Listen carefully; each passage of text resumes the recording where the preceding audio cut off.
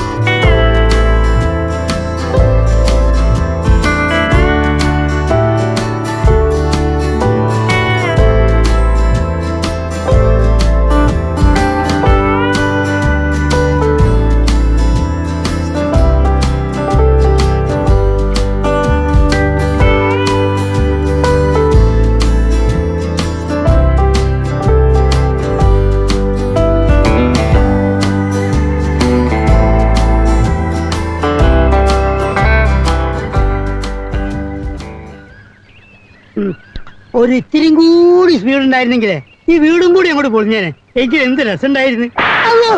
അപ്പൊ നമ്മള് ആ വീടിന്റെ കാഴ്ചകളൊക്കെ നമ്മൾ കണ്ടിട്ടുണ്ട്. നമ്മൾ പലപ്പോഴും ഈ കോഴിക്കോടാണെങ്കിൽ ഈ ഭാഗത്തൂടെയൊക്കെ നമ്മൾ യാത്ര ചെയ്യുമ്പോൾ പോലും നമ്മൾ ഈ വീട് ഇതാണ് വെള്ളാനകളുടെ നാട്ടിലെ വീട് എന്ന് പലർക്കും അറിയില്ല. അങ്ങനെയുള്ളവർക്ക് അറിയാൻ വേണ്ടിയാണ് ഈ വീടിനെ ഞങ്ങൾ ഇപ്പൊ പരിചയപ്പെടുത്തിയത്.